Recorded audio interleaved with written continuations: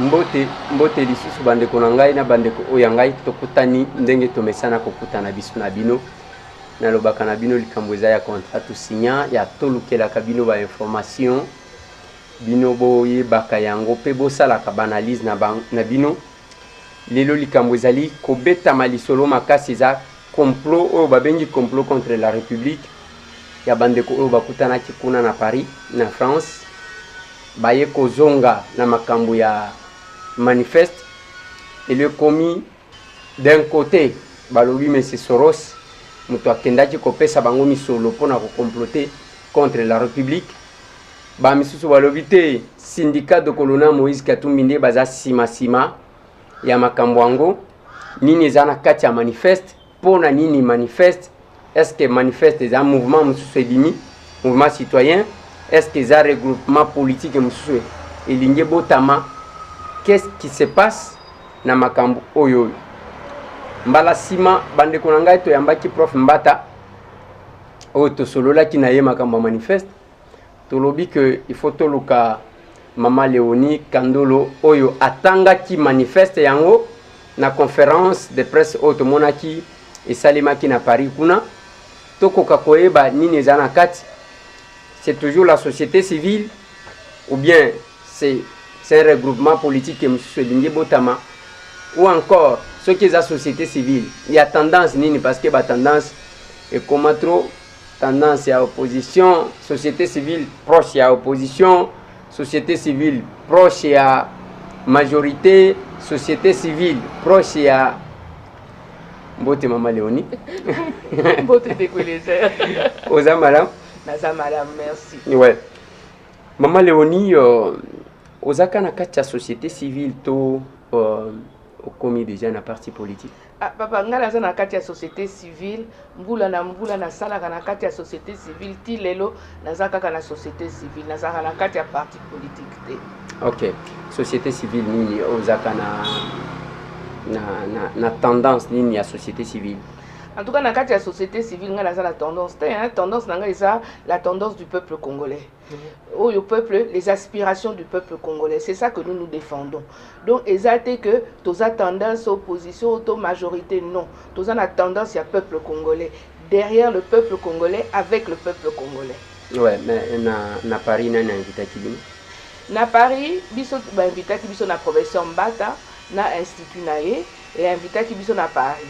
Soto landeli likamonde bandelaki ezalaki une conférence mususu fallait ça la mana Kinshasa le 30 juin mais omoni landenge makambo ezalaka mbilinga conférence wana esalamaki te bakangaki pe na bato mususu bien sûr babimaki mais ezalaki na bambilinga siko poto kuta na calmement mutu na mutu akokoloba ndenge motema ne elingi azana na ba problème te ba invitaki biso na Paris mais il faut total apeke na Paris ezalaki batu ya Congo bautaki ba province na batu ya diaspora pe bazalaki na kati ya réunion wana mutu invitaki biso ezalaki professeur Mbata. Professeur Mbata a invité bino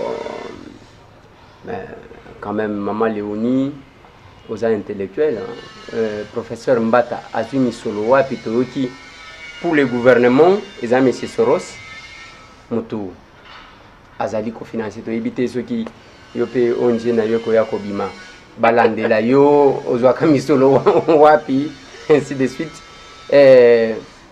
Ça c'est le pouvoir. Le régime dit que les M. Soros, pour toi financer, a que coupé Sabino Mbongo pour que bon créer un mouvement insurrectionnel. Pour quelques opposants, Bamsou Balobi, te, Eza Moïse, Ndaza Sima. Moussou Balobi, te, Eza syndicat de Kolo.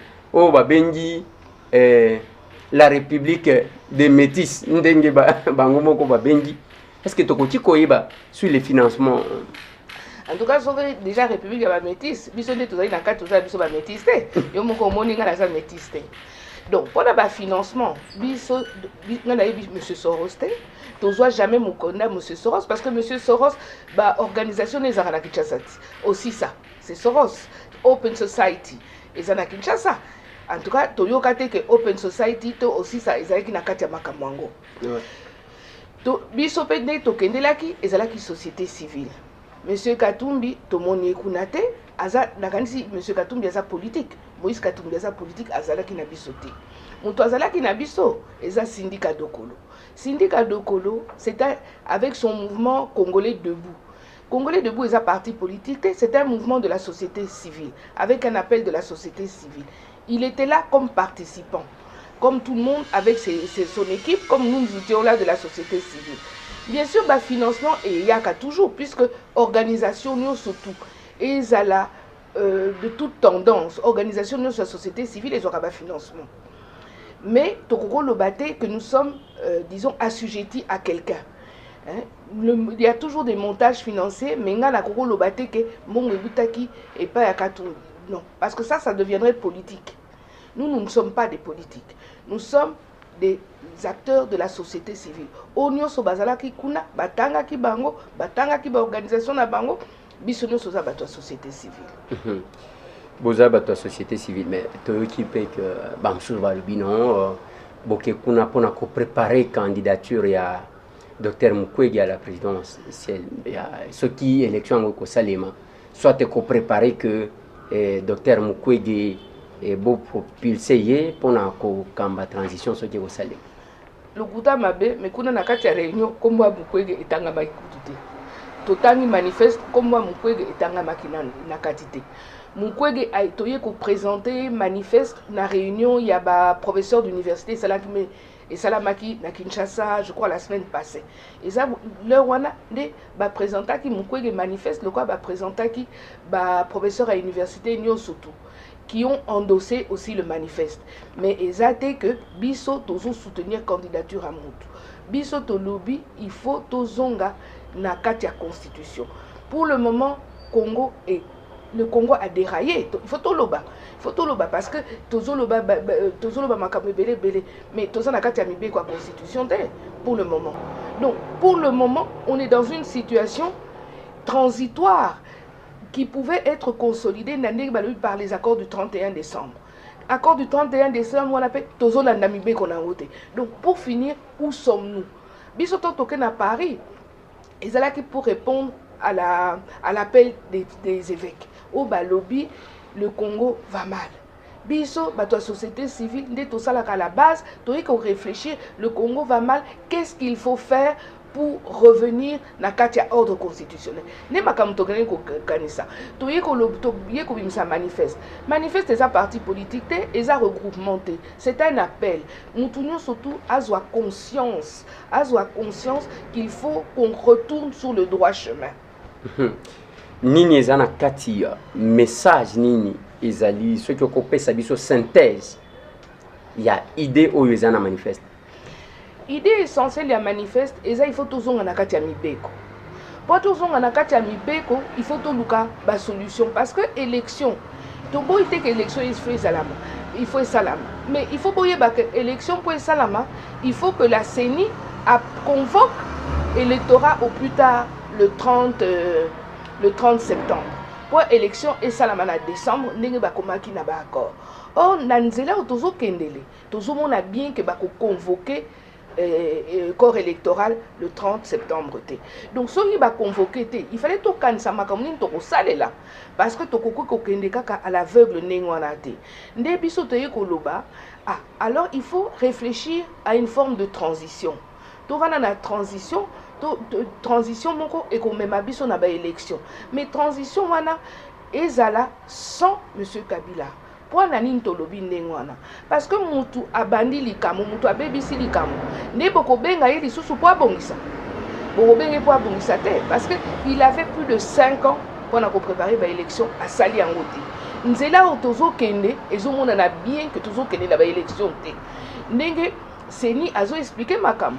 Makamo ezo aka mbilinga. Oh, il faut na nuto sala boye. Oh, esika boye moyen zate. Balobi oh pona bakasa. Minga na soka mo makamo akasa yo parce que depuis tout ça la élection, mon boulot est à Kivu. Depuis tout ça la élection, mon boulot est à Kivu. Bah ça la enrôlement pour la négéline. Ça c'est la question qu'on doit se poser. Donc on doit se dire que il n'y a pas la volonté politique d'organiser des élections. Yango wana, to yeko kanisa ndenge to salela, to lobi pe transition citoyenne. c'est-à-dire ba politique bazala na katité ndenge basalaki na ba Centrafrique ndenge basalaki na ba Burkina Faso. Parce que comme ça, politique na politique, azan attend à s'organiser pour à poser de la candidature naé.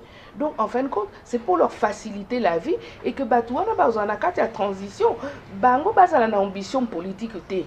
Donc ba ye kaka ko bon ko diriger mboka période wana pendant organiser ba élection to kende be liboso. C'est ça l'essentiel dans le manifeste, c'est ça le pas que il n'y avait pas dans les autres documents, par exemple, des autres partis. Parce que c'est bien de dire, le 31 décembre, mandat est ici. Non, mandat est ici là. Donc, bisoto lobby, il faut toquer les liboso. Il faut toquer les liboso et il faut faire des propositions. Et voilà la proposition que fait le manifeste. En fin de compte, le manifeste est zoloba et commis makambatumi bazana ona motema. Voilà. C'est quoi volonté politique à organiser ma ponomi. C'est nanga corne nanga ndimu tuba pesa mukumba wana ya organiser maponomi kabila problème na izana niveau.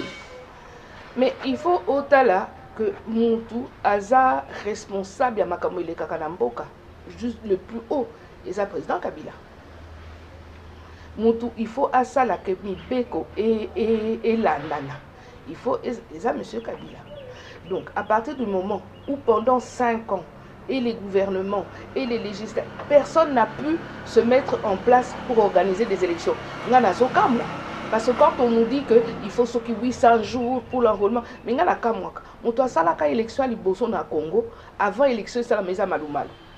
Malumalu, une élection, surtout en une année. En une année, il a pu faire l'enrôlement, tout faire. Or, il n'y avait aucune base. Maintenant, il y a des bases qui ont été... Il y a déjà eu 2 élections. Donc, normalement, les choses devraient être facilitées. Il faut là, il fallait déjà la facilité au salle. Troisième fois, pour ça l'élection. Et ça, il y a compliqué. Non, ça, c'est un manque peut-être de volonté. Est-ce que la CENI est réellement indépendante? Il faut se poser toutes ces questions-là. Il faut se poser toutes ces questions-là. Parce que, si vous avez l'élection,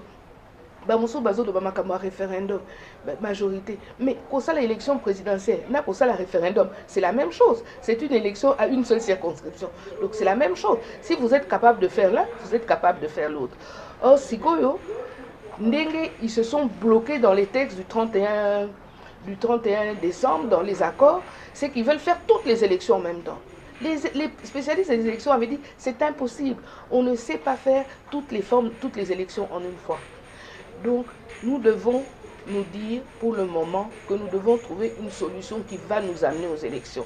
Et jusqu'à présent, la seule solution que nous voyons qui est plausible, ce serait une transition. Parce que ceux qui sont là pour le moment n'ont pas envie qu'il y ait des élections, en tout cas pour le moment. Voilà, Maman Léonie, bien que il y ait 600%, et mon quoi là-bas, dans le journal belge qu'il n'a jamais promis les élections en 2017 et Atikala jamais kolaka élection en 2017 et maintenant na ligne na ba manifeste en gros ils ont un mouvement citoyen, ils ont un regroupement politique, ils ont ndenge bande kwa majorité balobi que na financement ya mbongo ya Monsieur Soros, bango balobi apesa kibino biso to mona ki yango te soki bokenaki kozolango wapi bolingi bo créer un mouvement insurrectionnel. Ezanini manifeste ezanini. Le manifeste c'est un appel. Ninga appel à évêque balobaki le Congo va mal. Biso peto sali manifeste et sili. Manifeste du citoyen congolais. C'est pour réveiller les consciences. Et c'est un mouvement citoyen. Puisque manifeste, manifeste, tout le monde peut signer le manifeste. Manifeste déjà sur Internet. Donc ce n'est pas un mouvement citoyen. Bon, on peut toujours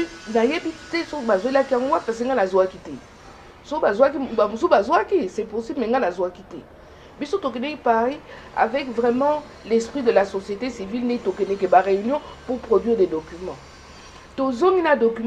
On distribue ce document. Que mon surtout aïe situation en boka nengezali. Les évêques ont lancé un appel, nous on a répondu à notre façon à cet appel, en faisant le manifeste. Bah, tout le monde peut répondre à un appel, voilà. Parce que quand on dit le Congo va mal, est-ce que nous que le Congo va bien? Mboka, bah syndicat, bah enseignant, bah sous la grève. Médecin, professeur, bah en grève. Bah médecin, bah en grève.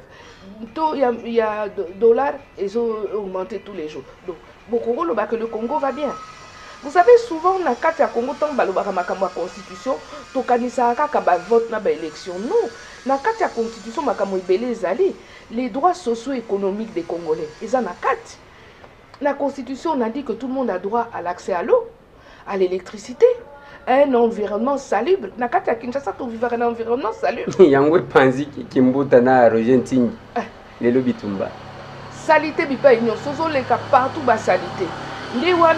Tout ça, c'est le respect de la Constitution. Il faut que ma Constitution est sous la élection. L'enseignement primaire gratuit, Ezawapi. Les soins de santé, tout le monde a droit aux soins de santé. Si on a des soins de santé. Si on a donc, nous, c'est le respect de la Constitution. Respect de la Constitution, c'est dans ma belé. Eau et électricité. Batuming bazana eau maïté. Eau potable, combien de personnes? Il n'y a même pas 20% de la population. Est-ce que d'abord eau potable, na Congo, parce que ceux qui ont taliba consignioso, ba melaka jamais ma pompe. Ezaka mbake ba sombi ba bidon donc c'est une preuve que mayabi. Et puis makamunyo so kotambola te, omoni même makambo bal. Bake bakati taba mitumi balé. Bon, c'est quand même ça un problème. Mais dans ligne Maman Léonie, signature bozo senga batu ba signé. Ils a pétition, ils a ni nasuka ya batu wana ko signer. Boko sala ni na ba signature wa. Et qu'est-ce que vous attendez? Vous attendez quel nombre ya batu? Non, tous attendre au nombre à batu. Ils ont le droit de lancer pétition. Ils ont le droit de pétition. C'est un appel. Ouais. Si les gens signent, par exemple déjà vendredi passé, il y a 11 000 personnes qui ont adhéré. Ça veut simplement dire que les gens sont d'accord avec ce que vous avez écrit. Ouais. Ça veut dire que les gens aussi, ils ressentent... 11 000, ils ont en ligne, c'est ça? Oui, en ligne. Oui, mais parce que ce n'est pas tout le monde qui est capable de signer en ligne en même temps. Awana Kinshasa, ils ont pointé pour manifester pour que les gens signent. Non, tout ça, il y a mon annoté. Tout ça, il y a un annoté, mais on peut s'y aider à Kitoko. Mais puis, il ne faut pas dire la comme un signer. Parce qu'il ne faut pas tout que la paix va problème. Mais je crois que c'est simplement montrer au pouvoir en place que les gens sont fatigués. Fatigués, moi, je dis toujours, on doit se rappeler que Constitution Oyo, et ça, la Constitution de Joseph Kabila, et ça, c'est Kakuta Kiango. Il y a sali yango a publié yango basali référence à la kisi yango na batu ki na kotosa yango ye moko mutatosa sala yango yo ndimi que soki azalaki candidat akoka kozala candidat lelo élection elinga ozala mte élection elinga ozala c'est simplement parce qu'akoka la candidat du sous-souté kalingi élection ezala te mais alors batongaki Mobutu bwana nini Bolobaki, tous en a quatre dictature. Il faut libérer Zaïre le Rwanda. Si la libération, tous en protocole sous na milinga mususu. Ce n'est pas possible. Il faut constitution et ça. Ngana kotonga constitution de, batumsu balobaka boyebote ngana otonga ngote. Ngana za muntu so ba pesinga mibeko na landaka mibeko. Ouais. Mibeko eza mutu nyonso ifo alanda ngo ezala na président ti mutu nyonso tu na kati ya république ozala mwasi ozala mobali ozala mwana ozala mpaka ozala nini ekolo nini constitution eza ya bato nyonso constitution elobi eloko boye biso nyonso ifo tolanda ngo mikonzi ya Congo ifo balanda ngo ifo batosa ngo po mboka ekende po mboka se développer ifo botosa soki boza na botosi te mboka ekoko kende liboso te ça veut dire que mutu na mutu akosala ndenge ye alingeli mais soki mutu na mutu asali ndenge alingeli tokomi na loi de la jungle. Or toza na mboka ou dans un pays organisé comme on a biso kutu République démocratique du Congo si koto la qui s'appelle démocratie yango ndenge ezali tozo kende bien po nini na sikoyo to bandi ozonga sima po na nini. Maman Léonie, toujours par rapport à la signature, il y a manifeste. Manifeste est tiré sur ce message à papa épiscope. Au Balobi, le pays va mal, très mal d'ailleurs. Congolais Téléma. Yango, Bosali manifeste, Bobenyango manifeste ya citoyen congolais et Sili. Donc, aventure, nous surtout, il faut si la toto sa mibeko ya mboka na biso. Boni boko kati kozwa manifeste wana te, bokena ngo na ba paroisse nyonso. Parce que kuna quand même tout à koya kopanza, bokena ngo na ba paroisse juste en entrée, botie pour que batu bazo signer na ba paroisse nyonso pambate congolais nyonso akoka ko signer manifeste. Mais wala opesi biso idée kitoko tozwa kina no idée wana te, mais ils idée kitoko. Ils ont idée kitoko qu'on va réfléchir comment elle peut être mise en pratique parce qu'ils ont vraiment idée kitoko biso tozwa ki kutu idée wana te. Et basango bakolo message ya keli Congo va mal. Bayambi tango bozongi bayambi manifeste neni. Bon, bayambi manifeste to ko lobake balobi que c'était une des réponses à leur appel. Au Moni Bango, ils doivent rester l'église au milieu du village. Bakoko zwa ba position te o biso boye o tozana simate. Wana bako salangote. Mais ce que nous savons, c'est que nous avons répondu à un appel. Mutuna mutu so balancer appel, azana ndenge ne ya ko répondre te. Même nanda moi na soko lobi bo sala eloko boye. Mutuna mutu ayebi ndenge ya sala la kango. Omoni? Donc tozana kati esprit wana. Tous en a esprit et toyebi que pour Nabasango, nous on a donné une réponse à leur appel. Si vous battez mon sous, bazan libre à couper ça ba réponse mon sous. Mais biso réponse à biso est manifeste. Et s'il il mène kwaji inaisha. Donc nous voulons que le désordre s'arrête. Nous voulons retourner dans l'ordre constitutionnel, dans le respect des lois. C'est simplement ça notre problème. Na retour na bino tomona ki beaucoup tani quand même na bayi politique et misusu si de suite bokina na cadre de la société civile et pas ba politique et boki ko sala lisoni. Il faut y que la société est composée de plusieurs composantes. Nous sommes la société civile, c'est vrai, mais les politiques sont là aussi. Et si nous sommes dans cette situation, c'est en grande partie à cause des politiques. Donc nous devions expliquer aux politiques ce que nous avons fait. Nous devons expliquer à tout le monde, comme nous pouvons aller expliquer, comme tu l'as dit, dans les églises, comme tu l'as dit, on va rencontrer tout le monde pour expliquer notre réponse au bisoto pesi na appel yaba évêque. Donc toujours que nous expliquer batou parce que ce qui bisoto toke kolobate batou bazo changer ma comme oh baye ko sala iloko boy oh baye ko sala insurrection oh te iso biso monto ke no loba makam to yo to ke no sala ninga la zo expliquer yo makam to ke no sala ne to zo expliquer ba tous makam to ke no sala. Donc tozo kende et pas ba politique tozo kende na ba na bipa ino to kende na ba professeur d'université to ko expliquer bango to kende ki na ba na bato société civile to ko expliquer bango. Donc tozo expliquer groupe na groupe mutu nyo surtout azana besoin to expliquer makam to ke sala so ka bengi biso to kende na biso so ka sengi biso manifeste ko boya te manifeste za na internet mutu nyo so ko tanga ngo yo kanisi so ko zo sala eloko mabe ko tiango na internet yo so mona mutu a publier na internet on ngana na sala mabe na manifeste lobby. Tout ce que nous faisons est à action non violente biso to za bato violence te. Nous, on est là pour la paix des Congolais, pour le développement du Congo. Voilà. Bozali envisager une transition sans Kabila et Salim. Boko salango na lolenge kani. Bino boza bato violence te iloko mon côté. Tango bino boko sala manifeste bamsu balobi il faut to sala référendum pour que Raïs atika lawa. Ce qui est la volonté ya kokendezate. Volonté pe ya organiser l'élection ezate. Boko ça la transition citoyenne sans Kabila ndenge nini akokende ndenge nini alors que bino bozaba non violent. Omoni Blaise Compaoré na Burkina akendaka est-ce que action violente ezalaki te oyebi eloko nyonso tu na mokili ezaka na ebandeli ezaka mpe na suka nango kosuka eloko esukaka na ndenge na ndenge. Nous sommes on dit des actions non violentes. Actions non violentes eza ndenge na ndenge na mokili. Batu nyonso bakende kaka ba action violente na Philippines. Président na bango akendaka, c'était non violent. Mais akendaka awa kalate na Burkina na utoloba akendaka, c'était non violent.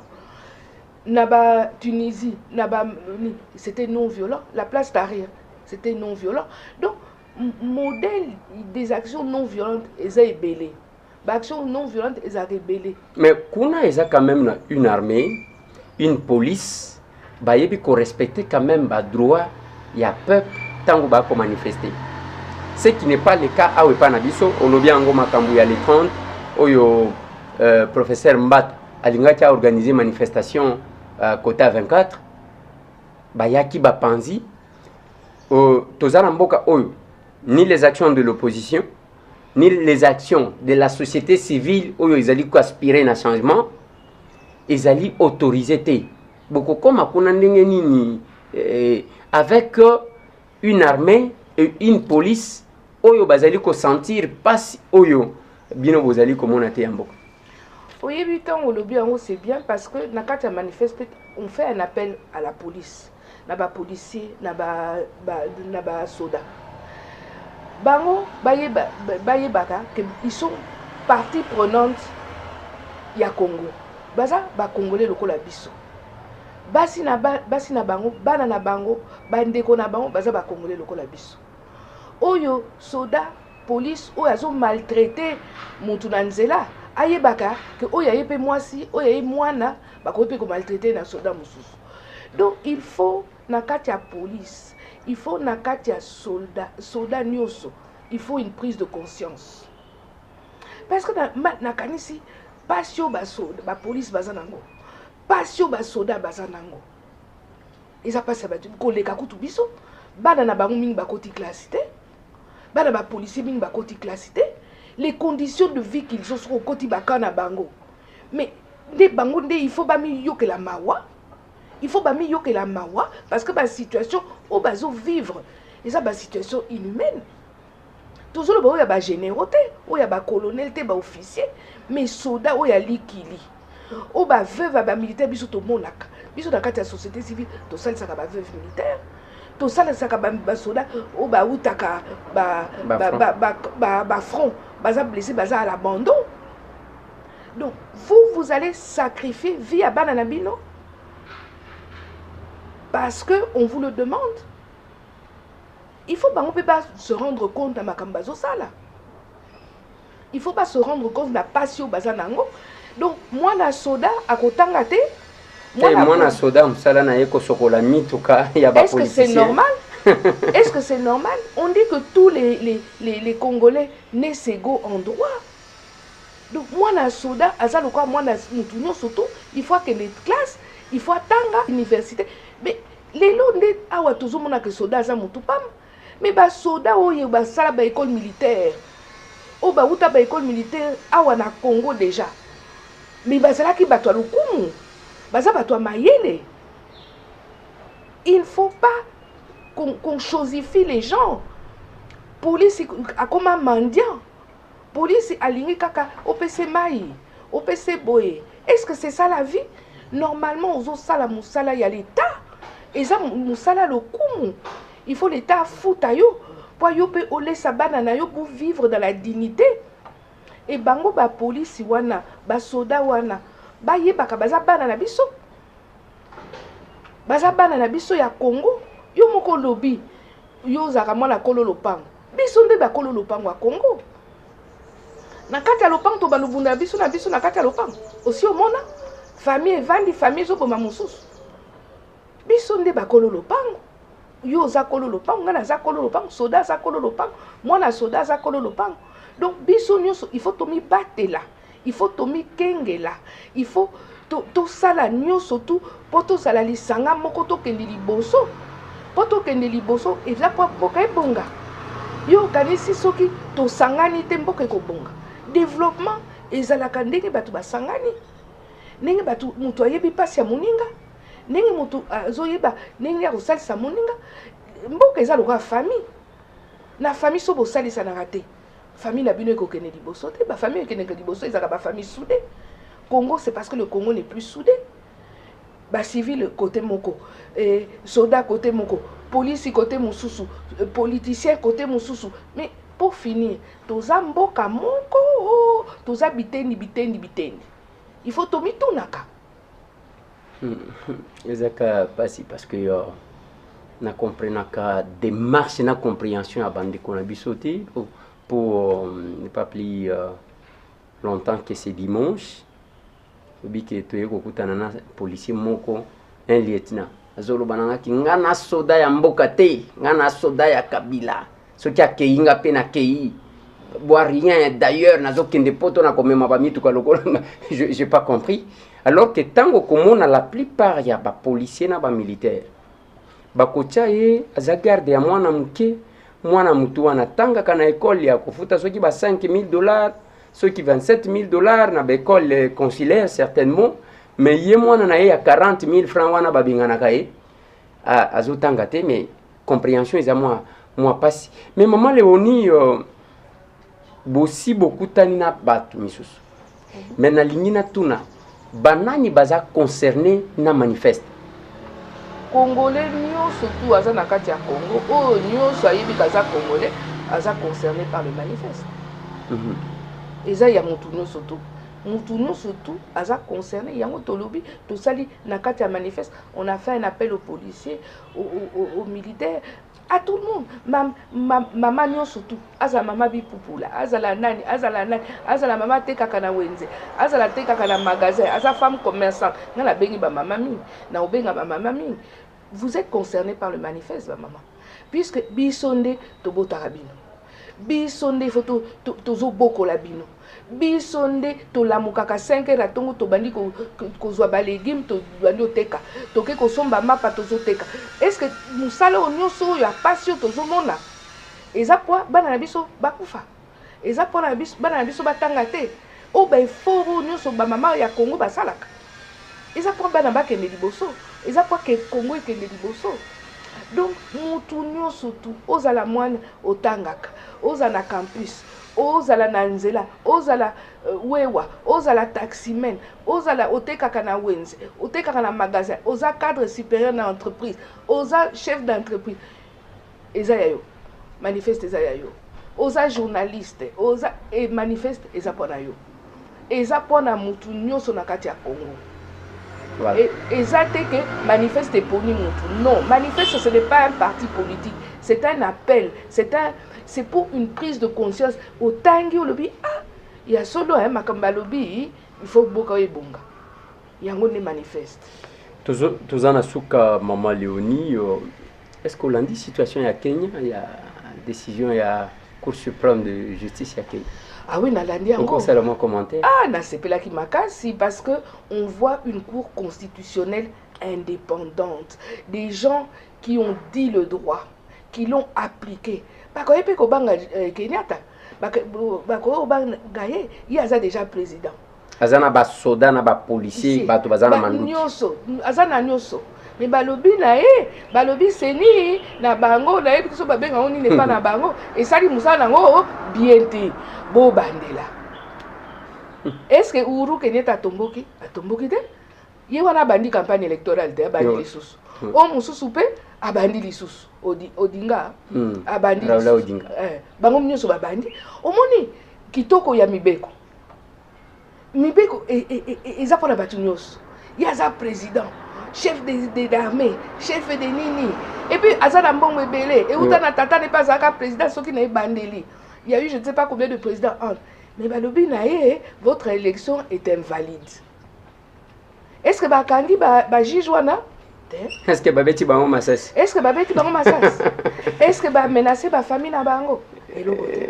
Au moni ki toko wana na Afrique ezana pototé en Afrique. Omoni soko dans na yoka ki yango motema na ngai ki na lobi donc biso ba africain pe soto lingi to yib côté sa mibeko mboka na biso. On sait être indépendant et on sait dire et appliquer le droit. Ah, vraiment, la CPL avec ma case. Merci maman Léonie, otali caméra au petit message na ba congolais au ba kolanda yo. Kuna na Kasindi ba congolais bazolanda yo na Kenge, bao bazolanda yo kuna na Kongolo. Na ba congolais ba kolanda yo Libanda, bao mususu bazana mwena bitu. Feki okoti kota la caméra au petit bango moi message asuka par rapport au manifeste. Message on a la rope Sabino. Eza Congo, eza ya biso nyonso. Congo eza mboka batikela biso na bakoko na biso. Batikela biso Congo po tokende nango liboso. Po mwana nyonso tu a Congo akoko profiter na ba richesse à Congo. Et po tokoma na esika wana, il faut tolandaka totosaka mibeko ya leta. Mutu nyonso tu il faut atosa mibeko ya leta. Et bandi na président de la République, ti na citoyen nyonso tu. Ezala soda, ezala civil, ezala politicien, ezala nyonso mutu nyonso, il faut ala na mibeko. Yango nde tolobi na kati ya manifeste, il faut botelema. Manifeste lobi yango, mais hymne national na biso pe lobaka yango, debout Congolais. Debout Congolais pour bâtir un pays plus beau qu'avant. Tokeneke na ba élection pour bâtir mboka. Tokende kete po mutu adondwa amatela batu na mutu eza lokuta toko kende parce que mboka ngo eza yanga eza ya yo et mutu nyonso tout il faut azala conscient que aza na part na ye ya responsabilité na situation otozana ngolelo yango wana na lobi na bino mbalo yo esili imene inaisha kwa jiki. Nous devons tous respecter la loi, aller à des transitions et aller à des élections. Merci maman Léonie. Merci aussi Bandeko Balandi. Et senga ki moi diversité wana tozui prof Mbata fala ki tozwa maman Léonie yem totanga ki manifeste kuna na Paris. Parce que parité et ko senga kaka teke ba maman bazelaka era ko kabola walo. La parité n'a pas été respecté, mais parité il faut mon en appeler na ba démarche o ba tout ba ko sala pona bolamu ya mboka. Je dis toujours aux gens que ngai muto akolo ba ko matako kitabatu na répondre kate zaka ba mama na obanda bon ndenge balobaka éduquer une femme c'est éduquer toute une nation. Awa tangu tokoloba makambu ya mboka ya kotosa mibeko ils appellent le moment ya ke ba mama batelema ba mona bango en avant-plan. Bato bakomi tuna tokendaki kuna la personne qui nous a invité za prof Mbata na ONG naye mais oyo atangi azamutu ya ONG ya prof Mbata te mais c'est une maman qui a lu les manifestes. Eza pona nini? Eza pe pona ko stimuler ba maman mususu boyeba que pendant que ba maman bazaka na makusa ba mususu il faut botelema. Faut pas toser la kaka tozalaka émancipation de la femme congolaise, de la femme zaïroise à l'époque na maréchal et kendaka mai ba mama bango batomboka kaeri ya kozinga liputa luketo ebandi kobina o mobutu aloba boko bebisa lokumu ya ba mama olongwe kuna la même chose era ici 100% lobi 30% bimisa gouvernement boy ata 10% ezate. Je pense que les droits n'est droit que quand on sait les revendiquer. Makambo ya koboma muto awa ezate, ce n'est pas parce que bino bomesana comme mama nduki ndebo ko bamba batu nyonso manduki balobi na bino toto sa mibeko ya mboka na biso lisumu eza place nini lisumu eza te. Ceux qui balobi ce sont les impérialistes, d'accord. Bruno Chibala yo anazo kanga photo na Sénat français bien que bango bazana vacances bazana kulutu na ngaja Marie kuna akeko sani les lotongo midi pourquoi États-Unis nabo nabo on ne peut pas vivre na vase clos mais loko basengi ezaya ko boma mutu te ezaka ke to sami beko to zonga na démocratie loko la mboka na biso esengi boma kambo to bandi ko vivre na mboka oyo maman Léonie alobiango rien ne marche. Insécurité epai busoto epai maladie epai tokende na makambo bali yosho mona devant le monde bate bazo boma au lieu basa l'entraînement hein bazo boma taba bazo filmer bala kisake tozana nganga et nasuka makambo nganga ngosi soni botika la brancher bande konangai na ko profiter na pesa mbote na maman Mathilde Ngoya. C'est une vieille maman mais aza quand même aza na kati ya hôpital mais mutema na ye attaché na makambo mboka pambate tout ça là qui est fort pour na ko réconcilier ba congolais ou ba bwakisa Congo contenu abus ya ba politiciens ko réconcilier bango na mboka na bango. Voilà notre démarche. Mais bato a fulu botika bavanda na fulu bali na fulu biso tozakuna te. Merci.